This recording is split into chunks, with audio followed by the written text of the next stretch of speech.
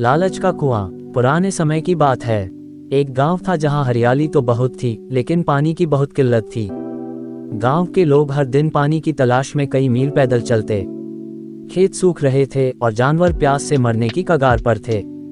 गांव के मुखिया ने सबको इकट्ठा किया और कहा, हमें पानी के नए स्रोत की खोज करनी होगी, वरना हमारा गांव बर्बाद हो जाएगा। गांव का एक ईमानदार और परिश्रमी व्यक्ति रमेश इस समस्या का हल खोजने के लिए तैयार हुआ।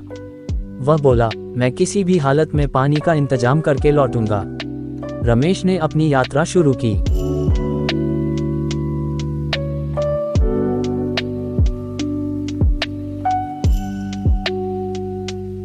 वह पहाड़ियों, जंगलों और नदियों की ओर चल पड़ा। कई दिनों की तलाश के बाद रमेश को एक सुनसान इलाके में एक पुराना कुआं दिखा। कुएं पर बेलें लिपटी थी और ऐसा लगता था जैसे वह वर्षों से छोड़ा हुआ हो। रमेश ने सोचा, शायद इसमें पानी हो। उसने तुरंत अपनी बाल्टी निकाली और कुएं में डाली। जब उसने बाल्टी ऊपर खींची तो उसके होश उड़ गए। बाल्टी पूरी तरह से सोने की बन चुकी थी। रमेश ने सोचा, यह कोई साधारण कुआं नहीं है। वह घबराया लेकिन खुश भी हुआ।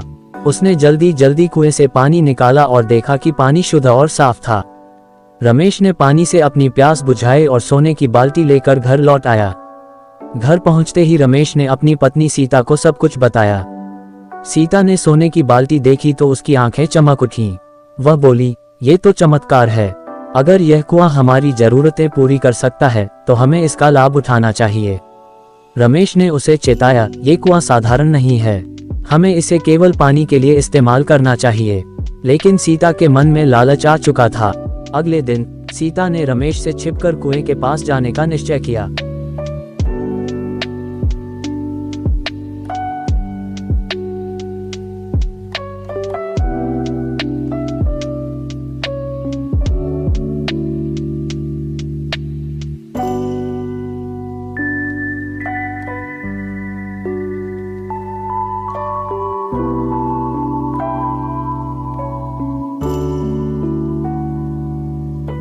उसने एक छोटा पत्थर उठाया और उसे कुएं में डाला।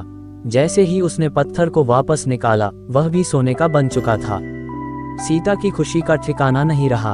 वह मन ही मन सोचने लगी, अगर छोटे पत्थर को सोने में बदल सकती हूँ तो बड़े पत्थर से और भी ज्यादा सोना मिलेगा। उसने पात्र को कुएं में डाला, लेकिन इस बार उसका संतुलन बिगड़ गया। वह कुएं में गिर पड़ी। जैसे ही वह कुएं में गिरी, एक गूंजती हुई आवाज सुनाई दी, लालच बुरी बला है। गांव वालों ने रमेश को ये सब बताते देखा, लेकिन अब सीता को बचाने का कोई उपाय नहीं था। कुआं गहरे रहस्यों से भरा था और जो उसमें गिरता वह फिर कभी वापस नहीं आता। सीता की मौत के बाद रमेश बहुत दुखी हुआ। उसने ये घटना गांव वालों को बताई। सब ने इस घटना से सीख ली। उन्होंने कुएं को ढक दिया और तय किया कि इसे केवल जरूरत पड़ने पर ही खोला जाएगा। गांव के लोग अब लालच से दूर रहते और संतोष भरा जीवन जीते। शिक्षा, लालच का अंत हमेशा दुखद होता है। हमें जो मिला है उसमें संतुष्ट रहना चाहिए और कभी भी अपने स्वार्थ के लिए दूसरों की भलाई को नहीं भूलना चाहिए।